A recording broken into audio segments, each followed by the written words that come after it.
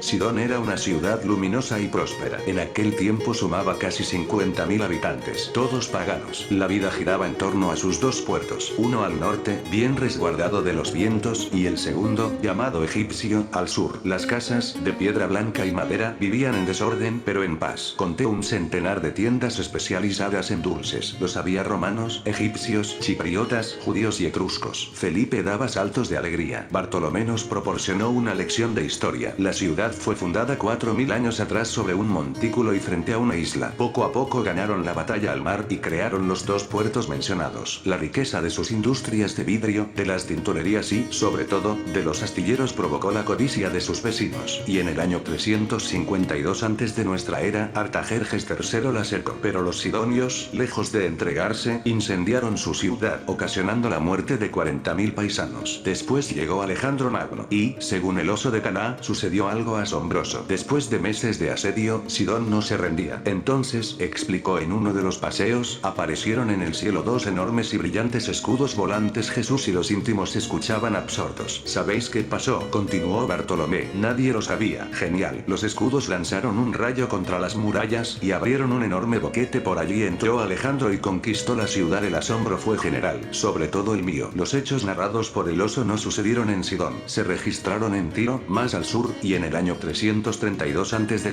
Pero ¿qué importaba? También habló de Irán primero, el monarca fenicio más famoso, citado en las Sagradas Escrituras, que vendió madera de cedro para la construcción del templo de Salomón, en Jerusalén. Así consta también en los anales de Tiro. Salomón, a cambio de los artesanos y de los árboles, le regaló 20 ciudades. Pero Irán primero no aceptó. Este gran rey, según el oso, fue también un aventurero y un explorador como el sabio Filipo. En colaboración con Salomón preparó un viaje histórico a Ofir, en el Mar Rojo, y habló también de otros importantes reyes fenicios. Tabrit, hijo de Eshmunasor I, al que sucedieron Tabarit, Eshmunasor II, Bodashtari y Baana, entre otros. Todos engrandecieron Sidón, convirtiéndola en la ciudad más noble y sobresaliente de Fenicia. En realidad, no estábamos ante un país. Fenicia era una sucesión de ciudades-estado, cada una independiente y ligada al resto por el dinero. Al sur de la ciudad, cerca del puerto egipcio, descubrimos una impresionante colina formada por millares de caracolas. La llamaban el monte de Múrice. Altura, 50 metros. Eran restos de Murex brandaris y de Murex trunculus, unos gasterópodos con espinas y aguijones, dispuestos en todas las direcciones y de los que extraían la preciada púrpura. Las tintorerías de Sidón eran renombradas. Las había a decenas. Visitamos también los talleres de soplado de vidrio, y quedamos maravillados ante la habilidad de aquellos artesanos. Habían logrado el cristal de colores, y lo exportaban a todo el mundo conocido. Pero donde el maestro se detuvo más tiempo fue en los astilleros, ubicados en el puerto sur. Los sidonios, como casi todos los fenicios, sentían una profunda vocación por el mar, e inventaron los barcos con quilla y una forma de bogar que revolucionó la navegación. En lugar de sentar a los remeros mirando hacia la proa, lo hicieron al revés, de cara a la popa. El resultado fue espectacular. El maestro se interesó por infinidad de detalles. Él, como ya fue narrado, trabajó un tiempo en el astillero de los Ebedeo, en Naum. Allí, en el puerto sur, contemplamos barcos de guerra, negros y estilizados, con dos bancos de remeros, yoparones o embarcaciones marisqueras, sin velas. Barcos mercantes, cortos y anchos, con gran capacidad en sus bodegas, y un sólido mástil. Su disfrutó y discutió lo suyo con los carpinteros de ribera. Sidón aparecía cercada por murallas de gran porte, entre 25 y 30 metros, y un tupido bosque de palmeras. Allí asistimos, asombrados, a la recogida de dátiles, deliciosos por parte de monos adiestrados. Subían y bajaban constantemente ante la atenta mirada de los cuidadores, todos egipcios. Previamente, las fauces de los mandriles habían sido cerradas con cuerdas y correas. El rabí reía como un niño, y Tomás, que conocía la ciudad, nos paseó también por los mercados, todos malolientes y ruidosos. En uno vendían sillas, mesas y ataúdes de piedra, cuidadosamente labrados. Uno de los fenicios se empeñó en tomar las medidas del maestro, y obligó al rabí a tumbarse en uno de los sarcófagos. El Galileo no cabía, y provocó las risas de propios y extraños. Par 10. Sentí fuego en el vientre. En otro encontramos sedas y telas teñidas con 10 tipos diferentes de púrpura. El maestro se probó una de las túnicas, con un gorro cónico a juego. Más risas. Después paseamos por otro mercadillo en el que vendían miles de máscaras de ébano, marfil y bronce procedentes de Biblos, Ugarit y Enconi, Chipre. Las tallas de Samaria eran espléndidas. La diosa Isis, con peluca, me fascinó. Después nos detuvimos en el zoco destinado únicamente a las navajas de afeitar. Eran obras de arte, en un cobre afiladísimo. Todas ellas aparecían grabadas con motivos cartagineses, dioses y bellas vírgenes desnudas. Tomás se compró dos, y, naturalmente, no podía faltar el mercado en el que se vendían cientos de dioses. Astarte y Exmun eran los favoritos. Vi reproducciones en piedra, madera y marfil. Astarte era la diosa de la fecundidad y Exmun el equivalente de Asclepios, el dios de la medicina. Los fenicios la llamaban Astar-Raat. En Sidón le habían levantado 3 templos. Tenía diferentes advocaciones: Astarte del combate, Astarte del mar, Astarte de la casa y Astarte de la fecundidad. El maestro se alojó en la confortable casa de una tal Carusca, al sur de Sidón, cerca del puerto egipcio. La fenicia había visitado el hospital de campaña, que fue dirigido por David Zebedeo en la playa de Saidán. Allí se hizo fiel seguidora de las enseñanzas del rabí. El resto se acomodó en casas próximas. Yo y yo elegimos el Reda, y lo situé muy cerca de la casa de Carusca. La intuición avisó: ojo, atento. Jesús fue muy claro. Deseaba que su estancia en Sidón pasara desapercibida. Todos asintieron, incluida la dueña de la casa. Pero la paz y el sosiego fueron breves. El 15 de junio, año 29, miércoles, nos tocó vivir otra experiencia única. La noticia de la presencia del hacedor de maravillas en la ciudad terminó filtrándose. Alguien, en la casa de Carusca, se fue de la lengua. Podía ser la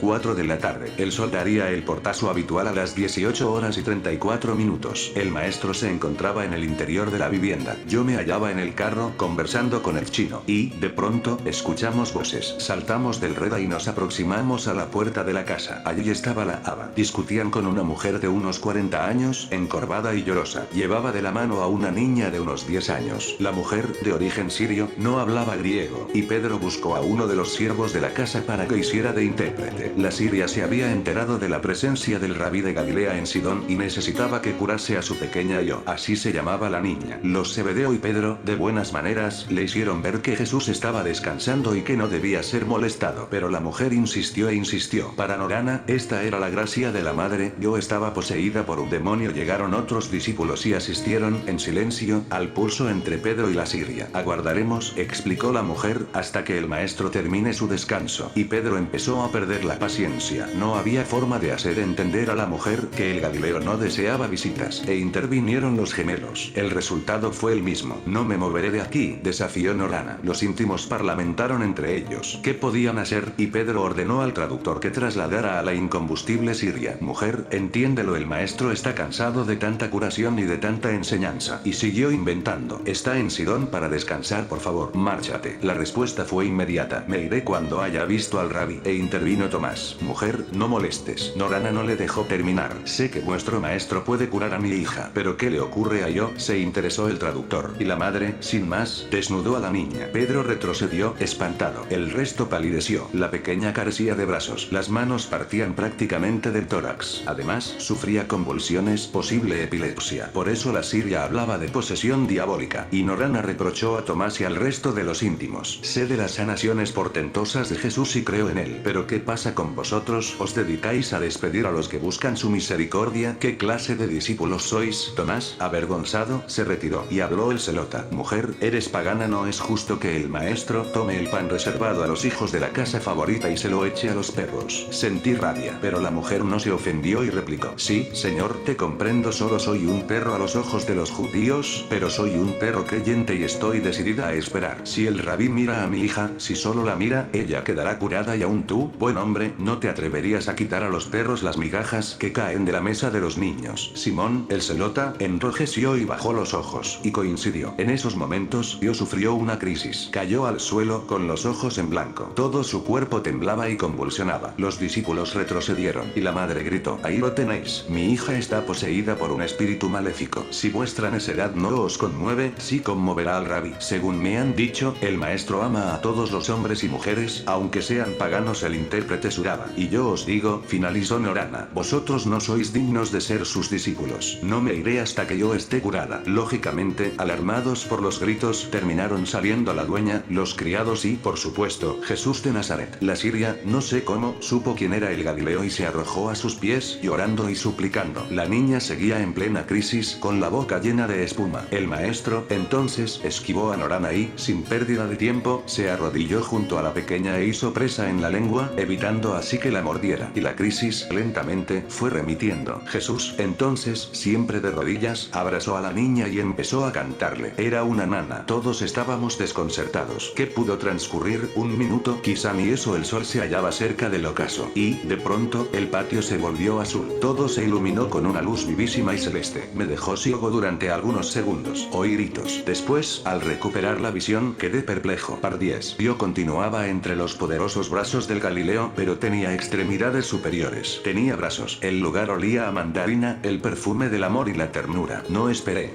Estaba aterrorizado. Aquel hombre era verdaderamente un dios. Más adelante, cuando logré serenarme, regresé al Reda. Yo me informó. El maestro había entregado a Yo a los brazos de su madre. Esta lloraba y lloraba. Acariciaba a la niña y repetía: gracias, gracias por cuidar de los perros. El rabí solicitó a Norana, y a todos los presentes, que no dijeran nada sobre lo ocurrido. Así lo prometieron. Días más tarde, en la cuna, repasé lo escrito en los evangelios sobre este asombroso suceso. Pardiez. Mintieron de nuevo y como bellacos. Mateo 15, 21, 28, dice textualmente: saliendo de allí de donde, se retiró hacia la región de Tiro y Sidón. En esto, una mujer cananea, que había salido de aquel territorio, gritaba diciendo: ten piedad de mí, Señor, hijo de David, mi hija está malamente endemoniada. Pero él, Jesús, no le respondió palabra. Falso. El maestro no estaba presente en esos momentos. Sus discípulos, acercándose, le rogaban: concédeselo, que viene gritando detrás de nosotros. Más falso aún. Respondió él: no he sido enviado más que a las ovejas perdidas de la casa de Israel. Pardiez. ¡Qué desvergüenza! Jesús jamás pronunció esas palabras. Ella, no obstante, vino a postrarse ante él y le dijo: Señor, socórreme. Falso. Él le respondió: no está bien tomar el pan de los hijos y echárselo a los perritos. Pardiez y Pardiez. Eso, más o menos, lo dijo el celota, no Jesús. Sí, Señor, repuso ella, pero también los perritos comen de las migajas que caen de la mesa de sus amos. Entonces, Jesús le respondió: mujer, grande es tu fe, que te suceda como deseas. Y desde aquel momento quedó curada su hija. Sí, pero Mateo, que no estaba presente, no dice nada sobre la increíble aparición de los brazos de Yo. En suma, otro desastre evangélico, y el hipotético lector de estas memorias, como escribía Jasón, se preguntará: ¿por qué los evangelistas no dicen nada sobre los reproches de Norana? ¿Por qué no mencionan algunas de las palabras de la mujer siria? Por ejemplo: vosotros no sois dignos de ser sus discípulos. Muy simple. Algo así hubiera empañado la imagen de los íntimos.